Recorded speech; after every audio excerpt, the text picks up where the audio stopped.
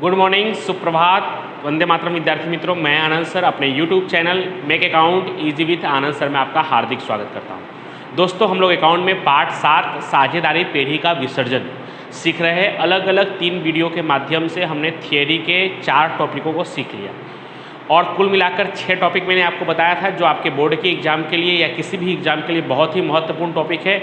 उसमें से हमने 4 टॉपिक को सीख लिया है और आज हम बाकी के 2 टॉपिकों को सीख लेंगे। तो सबसे पहले हमेशा की तरह 5 मिनट में आपका समय लूँगा, लेकिन वो 5 मिनट बहुत ही महत्वपूर्ण होंगे क्योंकि उस 5 मिनट में हमने पीछे क्या क्या पढ़ा है उस सबका रिवीजन मैं आपको करवाऊँगा और आप भी फेस टू फेस रिवीजन करेंगे तो शायद आपको भी याद आ जाएगा कि आपने कितना याद किया है और कितना अभी बाकी है। सबसे पहले वो जो 6 टॉपिक थे थियरी के वो क्या क्या थे दोस्तों?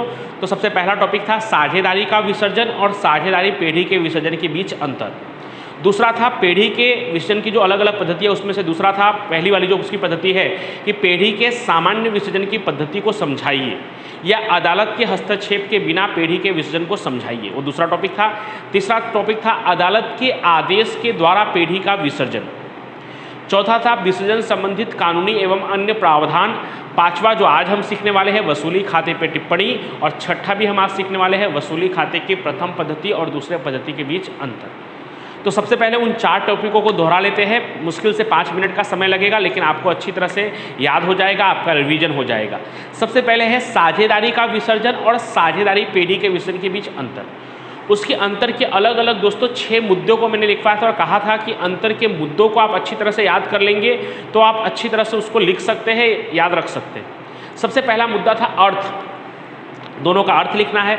तो साझेदारी के पुनर्गठन को हम साझेदारी का विसर्जन कहते हैं और पेढ़ी का धंधा या कामकाज हमेशा के लिए कानूनी रूप से बंद कर दिया जाए तो उसे हम पेढ़ी का विसर्जन कहते हैं। अर्थ के बाद दूसरा मुद्दा था दोस्तों पेढ़ी का अस्तित्व। पहले वाले में चालू रहता है और दूसरे वाले में अंत आता है। लिखेंगे कैसे?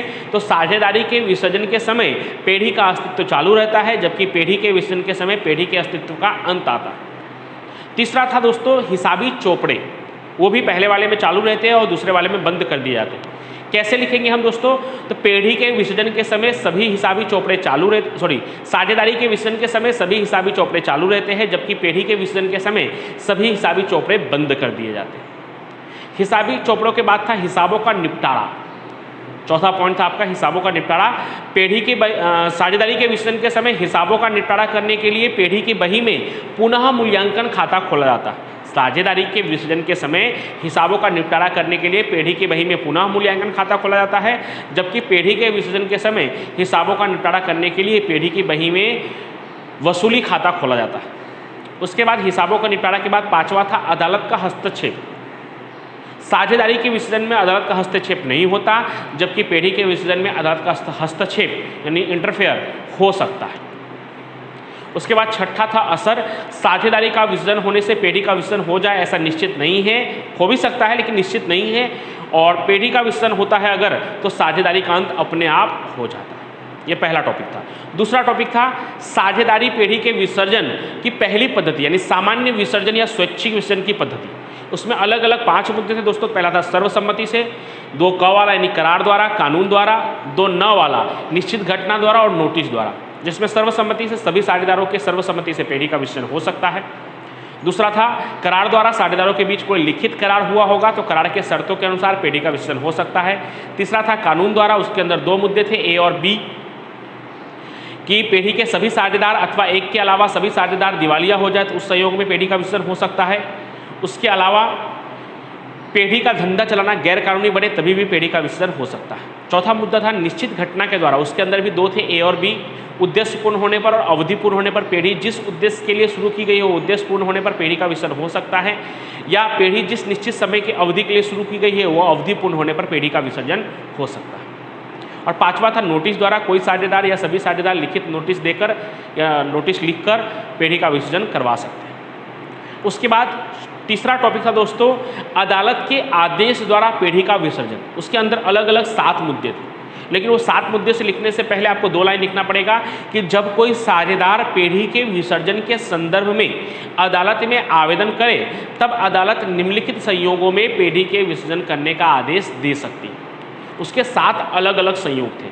सबसे पहला, जब कोई साझेदार, आपको मैंने बताया था कि 1 से लेकर 5 तक 5 मुद्दे तक कॉमन वर्ड है जब कोई साझेदार, तो मैं बार बार नहीं बोलूँगा। जब कोई साझेदार, पहला अस्थिर दिमाग का हो, दूसरा पीढ़ी में अपना कर्तव्य निभाने में असमर्थ बनता हो, तीसरा पीढ़ी के हित के विरुद्ध का कार्य करता हो, चौथा पीढ़ी के नियमों को या शर्तों को बार बार इरादापूर्वक यानी जानबूझकर भंग करता हो, पीढ़ी में से अपने भाग की संपत्ति अन्य साझेदारों की सहमति के बिना किसी तीसरे पक्षकार को बेच देता हो। ये 5 मुद्दे हो गए। छठा, पीढ़ी लगातार हानि कर रही हो और भविष्य में हानि के सिवाय पीढ़ी का धंधा चलने वाला न हो। और 7वां, अदालत को किसी अन्य संयोगों में भी योग्य लगने पर अदालत जो है वो पीढ़ी के विसर्जन करने का आदेश दे सकती है। तो ये अलग अलग 7 मुद्दे हो गए। उसके बाद चौथा और लास्ट टॉपिक जो हमने लास्ट वीडियो में सीखा था वो था पीढ़ी के विसर्जन के संबंधित कानूनी एवं अन्य प्रावधान। पीढ़ी के विसर्जन के संबंध में कानूनी एवं अन्य प्रावधान, तो उसमें अभी अलग अलग हमने 5-6 मुद्दों को सीखा था। सबसे पहला मुद्दा था पीढ़ी के हानि के संदर्भ में, यानी पीढ़ी के विसर्जन के समय अगर पीढ़ी को हानि होता है तो उसका निपटारा कैसे करेंगे, उसे अपलिखित कैसे करेंगे। तो उसके 3 विकल्प थे। भूतकाल के लाभ में से अपलिखित कर सकते हैं, यदि लाभ की रकम पर्याप्त न हो तो साझेदार के पूंजी खाते की रकम का उपयोग कर सकते हैं, और वो भी पर्याप्त न हो तो साझेदारों के बीच लाभ हानि के प्रमाण में उस हानि को बांट देंगे और साझेदार अपनी निजी संपत्तियों को बेचकर उसका भरपाई करेंगे। दूसरा टॉपिक था पीढ़ी का ऋण और साझेदारों का निजी ऋण। उसमें 4 लाइन है दोस्तों, 2 लाइन ईजी है और 2 लाइन थोड़ा टफ है। 2 लाइन ईजी कौन सा है, पीढ़ी का ऋण चुकाने के लिए पीढ़ी के संपत्तियों का उपयोग होता है और साझेदार का निजी ऋण चुकाने के लिए साझेदार की निजी संपत्तियों का उपयोग होता है। ये सिंपल लाइन है। लेकिन साझेदारों की जिम्मेदारी कैसी होती है दोस्तों, अमर्यादित होती है, जिसके कारण अगर पीढ़ी का ऋण चुकाने के लिए पीढ़ी के पास पर्याप्त संपत्ति न हो तो साझेदार का निजी ऋण चुकाने के बाद बची हुई संपत्तियों का उपयोग पीढ़ी का ऋण चुकाने के लिए किया जा सकता है। और ठीक उसी तरह से पीढ़ी में से उसके हिस्से की बची हुई संपत्तियों का उपयोग उसका निजी ऋण चुकाने में हो सकता है। उसके बाद था साझेदार द्वारा पीढ़ी को दिया गया लोन। अगर पीढ़ी के विसर्जन के समय किसी साझेदार ने पीढ़ी को लोन दिया हुआ था तो उसका भुगतान कैसे होगा। तो सबसे पहले पीढ़ी के विसर्जन के समय सभी संपत्तियों की उपज में से सर्वप्रथम विसर्जन खर्च चुकाया जाता है, उसके बाद तीसरे पक्षकार का दायित्व चुकाया जाता है और उसके बाद साझेदार के लोन के रकम का भुगतान किया जाता है। ये सिंपल था। और 2 लाइन उसमें भी टफ था कि अगर 2 या उससे अधिक साझेदार ने पीढ़ी को लोन दिया हो और पीढ़ी के पास लोन को चुकाने की पर्याप्त रकम ना हो तो उस लोन को प्रमाणसर भाग में चुकाया जाएगा, यानी लोन का जो उनका अनुपात है उनके बीच का उस अनुपात में चुकाया जाएगा। उसके बाद था साझेदार के पत्नी का लोन। अगर किसी साझेदार की पत्नी ने अपने स्त्री धन में से पीढ़ी को लोन दिया होगा तो उसको तीसरे पक्षकार के दायित्व की तरह, साझेदार के लोन की तरह समझकर नहीं, तीसरे पक्षकार यानी बाहर के व्यक्ति के दायित्व की तरह समझकर उसे साझेदार के लोन से पहले ही उसे भुगतान किया जाएगा, तीसरे पक्षकार के दायित्व के साथ ही उसका भुगतान हो जाएगा। उसके बाद 5वां टॉपिक था साझेदारों की जिम्मेदारी। साझेदारों की जिम्मेदारी अमर्यादित होती है, यानी पीढ़ी का कोई साझेदार दिवालिया होता है तो उसके हिस्से की जवाबदारी भी बाकी के सक्षम साहूकार साझेदारों के कंधे पर पड़ती है, वो उसे चुकाना पड़ता है। उसके बाद था पीढ़ी के संपत्तियों के उपज का वितरण, यानी पीढ़ी के विसर्जन के समय जब पीढ़ी के संपत्तियों को बेच दिया जाता है तो उसके उपज में से किस क्रम में से हमें रकम चुकाया जाता है। पीढ़ी के संपत्तियों के उपज के वितरण में से सर्वप्रथम विसर्जन खर्च चुकाया जाता है, उसके बाद दूसरे नंबर पर तीसरे पक्षकार के दायित्व को चुकाया जाता है, तीसरे नंबर पर साझेदार के लोन की रकम का भुगतान होता है, उसके बाद अगर रकम बचता है तो साझेदार के पूंजी खाते और चालू खाते की रकम वापस की जाती है, और उसके बाद भी अगर रकम बचता है तो साझेदार अपने लाभ हानि के प्रमाण में लाभ के रूप में उसे बांट लेते हैं। तो ये टॉपिक हमने लास्ट वीडियो तक सीख लिया था। उम्मीद करता हूँ कि मेरा ये 5-6 मिनट से आपको एक अच्छा रिवीजन मिल गया होगा। चलिए अब आज शुरू करते हैं। आज हम किन 2 टॉपिकों को सीखेंगे। आज जब हम 2 टॉपिकों को सीख लेंगे तो हमारा थियरी का टॉपिक कंप्लीट हो जाएगा। फिर हम नेक्स्ट वीडियो में इस पार्ट से जुड़ा हुआ रोज नामचा कैसे याद करना है, रोज नामचा कैसे सीखना है, वो हम सीखेंगे। तो आज का हमारा टॉपिक है वसूली खाते पर टिप्पणी। पहला टॉपिक है, यानी 5वां नंबर का जो टॉपिक है वसूली खाते पर टिप्पणी, और छठा है वसूली खाते की प्रथम पद्धति और दूसरे पद्धति के बीच अंतर। आज का टॉपिक थोड़ा आसान है दोस्तों। वसूली खाते पर टिप्पणी, उसके लिए मैं अलग अलग एरो करके अलग अलग पॉइंट बना दिया है जिससे कि आपको एग्जाम में आपका प्रेजेंटेशन थोड़ा अच्छा दिखाई दे, ऐसा लगे कि बच्चे ने अच्छा लिखा है।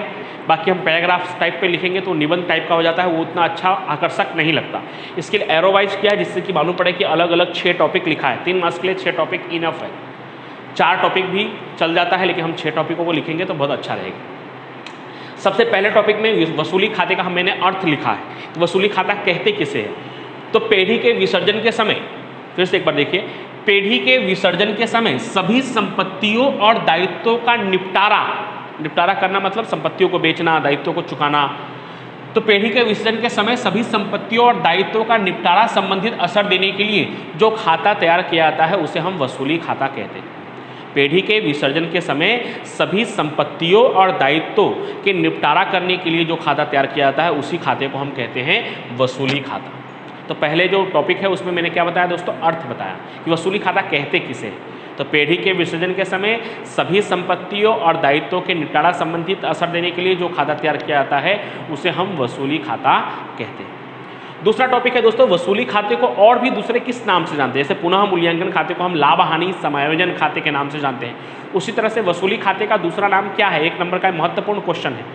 तो वसूली खाते का दूसरा नाम संपादन खाता है दोस्तों। ऐसे माल मिलकत निकाल खाता भी लिखा हुआ है लेकिन वो गुजराती वर्ड हो जाता है, इसके लिए आप इतना याद रखिएगा कि वसूली खाते को दूसरे नाम से किस नाम से जानते हैं, तो संपादन खाते के नाम से जानते हैं। वसूली खाते का दूसरा नाम संपादन खाता है या माल मिलकत निकाल खाता भी उसे कहते हैं। तीसरा, यानी पहले टॉपिक में अर्थ समझाया, दूसरे टॉपिक में कि दूसरे किस नाम से जानते हैं। तीसरा कि उसमें संपत्तियों और दायित्वों का खाता बंद करके हम कैसे ले जाते हैं। तो सभी संपत्तियों का खाता बंद करके वसूली खाते के उधार में तथा सभी दायित्वों का खाता बंद करके वसूली खाते के जमा में लिखते हैं। सभी संपत्तियों का खाता बंद करके वसूली खाते के उधार में, रोजनामचा बनता है वसूली खाता उधार फुटकर संपत्ति खाते का या संपत्ति खाते का। तो सभी संपत्तियों का खाता बंद करके वसूली खाते के उधार में और सभी दायित्वों का खाता बंद करके वसूली खाते के जमा में लिखते हैं। दोस्तों वसूली खाते पर टिप्पणी आप अच्छी तरह से याद कर लेंगे तो आपको एक बेनिफिट और है कि रोजनामचा आप आसानी से सीख सकेंगे क्योंकि इसी का रोजनामचा भी होगा। तो सभी संपत्तियों का खाता बंद करके वसूली खाते के उधार में और सभी दायित्वों का खाता बंद करके वसूली खाते के जमा में लिखते हैं। अब संपत्तियों का और दायित्वों का निपटारा कैसे होता है वो अलग अलग टॉपिक में है। सभी संपत्तियों की उपज रोकड़ खाते के उधार में और वसूली खाते के जमा में लिखेंगे। तो सभी संपत्तियों को दोस्तों जब बेचेंगे तो क्या होगा दोस्तों, रोकड़ आएगा, रोकड़ आता है तो रोकड़ आए तो रोकड़ खाता उधार और वसूली खाता जमा। तो इसलिए सभी संपत्तियों की उपज रोकड़ खाते के उधार में और वसूली खाते के जमा में लिखेंगे। और इसी का ठीक उल्टा सभी दायित्वों के भुगतान की रकम वसूली खाते के उधार में और रोकड़ खाते के जमा में लिखेंगे, जिससे हमें अगले रोजनामचा के टॉपिक में भी सीखना है, इसलिए आप इसे अच्छी तरह से याद कीजिएगा। सभी दायित्वों के भुगतान की रकम वसूली खाते के उधार में और रोकड़ खाते के जमा में लिखेंगे। संपत्ति का ठीक उल्टा, अगर आपने संपत्ति वाला याद किया तो ठीक उसका उल्टा। और लास्ट वसूली खाता बंद करके वसूली खाते के जो लाभ हानि है वो भी साझेदार के पूंजी खाते या चालू खाते ले जाएंगे। जैसे हम पुनः मूल्यांकन का लाभ हानि साझेदार के पूंजी खाते या चालू खाते ले जाते थे, उसी तरह से वसूली खाते का लाभ हानि साझेदारों के पूंजी खाते या चालू खाते ले जाएंगे। तो अलग अलग इसमें दोस्तों मैंने 6 टॉपिक बनाया। पहला अर्थ, संपत्ति और दायित्वों का निपटारा करने के लिए जो खाता खोला जाता है उसे वसूली खाता कहते हैं। दूसरा किस नाम से जानते हैं, तो संपादन खाता के नाम से जानते हैं। उसमें लेखा कैसे होता है, तो सभी संपत्तियों का खाता बंद करके उधार में और सभी दायित्वों का खाता बंद करके वसूली खाते के जमा में लिखते हैं। फिर संपत्तियों का निपटारा कैसे करते हैं, संपत्तियों की उपज रोकड़ खाते के उधार में और वसूली खाते के जमा में लिखते हैं। दायित्वों का निपटारा कैसे करते हैं, तो दायित्वों के भुगतान की रकम वसूली खाते के उधार में और रोकड़ खाते के जमा में लिखते हैं। और लास्ट में वसूली खाता बंद करके उसके लाभ या हानि की रकम साझेदारों के पूंजी या चालू खाते ले जाते हैं। अब लास्ट टॉपिक दोस्तों हमारा वसूली खाते के प्रथम पद्धति और दूसरे पद्धति में अंतर। वसूली खाते की 2 पद्धति है, प्रथम पद्धति और दूसरी पद्धति। इसके सवाल नहीं पूछे जाएंगे आपको दोस्तों, लेकिन थ्योरी के रूप में पूछ सकते हैं। तो अंतर के मुद्दे, उसमें मैंने 3 मुद्दा बनाया है, अर्थ, संपत्तियों का निपटारा और दायित्व का निपटारा। सबसे पहले अर्थ, वसूली खाता रखने की जिस पद्धति में सभी संपत्तियों और सभी दायित्वों का खाता एक साथ बंद करके वसूली खाते ले जाते हैं उसे हम वसूली खाते की प्रथम पद्धति कहते हैं। और ठीक उसी का उल्टा, वसूली खाता रखने की जिस पद्धति में सभी संपत्तियों और दायित्वों का अलग अलग खाता तैयार किया जाता है उसे हम वसूली खाते की दूसरी पद्धति कहते हैं। यानी जिसमें हम सभी संपत्तियों का खाता बंद करके एक साथ वसूली खाते ले जाते हैं, सभी दायित्वों का खाता बंद करके एक साथ वसूली खाते ले जाते हैं, उसे हम प्रथम पद्धति कहते हैं। और जिसमें सभी संपत्तियों और दायित्वों का अलग अलग खाता, यानी फर्नीचर का अलग खाता, यंत्र का अलग खाता, लेनदार का अलग खाता, ऐसे अलग अलग खाता जिस पद्धति में हम बनाते हैं उस पद्धति को हम वसूली खाते की दूसरी पद्धति कहते हैं। संपत्तियों का निपटारा कैसे होता है, तो पहली पद्धति में इसमें मतलब प्रथम पद्धति में सभी संपत्तियों की उपज एक साथ वसूली खाते जमा किया जाता है। इसमें मतलब प्रथम पद्धति में सभी संपत्तियों की उपज रोकड़ खाते उधार वसूली खाते जमा, नहीं पूरा का पूरा उपज एक साथ वसूली खाते में जमा किया जाता है। जबकि दूसरी पद्धति में संपत्तियों की उपज से होने वाले सिर्फ लाभ या हानि की रकम को ही वसूली खाते ले जाते हैं। जैसे एज एग्जाम्पल 8 लाख का फर्नीचर है और उसे हमने 8.5 लाख में बेच दिया है, तो पहली जो पद्धति है उसमें पहले भी बंद करते समय भी पूरा का पूरा 8 लाख दर्शाएंगे और बेचते समय जो उसका उपज हुआ है 8 लाख वो पूरा का पूरा हम वसूली खाते के जमा में पूरा का पूरा 8.5 लाख दर्शाएंगे। लेकिन दूसरी पद्धति के अनुसार वसूली फर्नीचर को बेचने से जो हमें लाभ हानि हुआ, तो कितना लाभ हुआ, तो 50,000, उस 50,000 की रकम को ही हम वसूली खाते ले जाएंगे। और ठीक उसी तरह से दायित्वों का निपटारा, इसमें सभी दायित्वों का भुगतान, यानी प्रथम पद्धति में सभी दायित्वों का भुगतान एक साथ वसूली खाते के उधार में लिखते हैं, जबकि उसमें संपत्ति की तरह ही दायित्व के भुगतान से होने वाले लाभ या हानि की रकम को ही वसूली खाते हम ले जाते हैं। तो इसमें सभी का और उसमें सिर्फ लाभ हानि की रकम को ही हम वसूली खाते ले जाते हैं। ठीक है, इसमें सभी उपज को वसूली खाते के उधार जमा में और सभी भुगतान को वसूली खाते के उधार में दर्शाते हैं, जबकि उसमें संपत्तियों की उपज या दायित्व के भुगतान से होने वाले लाभ या हानि की रकम को ही वसूली खाते ले जाया जाता है। तो इस तरह से दोस्तों हमारा थियरी का 6 टॉपिक कंप्लीट हो गया। अभी जो आपकी एग्जाम होगी उसमें 2 टॉपिक पूछे जाएंगे थियरी के इन 6 में से, इसलिए आप इसको अच्छी तरह से पढ़िए और बोर्ड के एग्जाम में भी कंपलसरी इसमें से एक टॉपिक होगा ही। पूरे पार्ट 1 में से इस 6 में से ही एक टॉपिक आपके बोर्ड के एग्जाम में थियरी के रूप में पूछे जाएंगे और अभी के एग्जाम में 2 टॉपिक पूछे जाएंगे, इसलिए आप इसे अच्छी तरह से पढ़िएगा। तो आज हमारा थियरी का टॉपिक कंप्लीट हो गया। नेक्स्ट वीडियो में हम साझेदारी पेढ़ी के विसर्जन के संबंधित कुछ हिसाबी प्रविष्टियों को सीखेंगे, रोजनामचा को सीखेंगे, क्योंकि एक रोजनामचा का सवाल भी आपके बोर्ड के एग्जाम में 3 मार्क्स के लिए आ सकता है और सिलेबस में से बड़े सवाल कम हुए हैं दोस्तों। सिलेबस की अगर मैं बात करूँ दोस्तों, सिलेबस सिर्फ उतना ही कम हुआ है जितना पहले भी पूछा नहीं जाता था और अभी भी नहीं पूछा जाएगा, कुछ जितना विशिष्ट कम नहीं हुआ है, इसलिए हमें अच्छी तरह से तैयारी करना है। Thank you so much. अगले वीडियो में हम हिसाबी प्रविष्टि यानी रोजनामचा को सीखेंगे।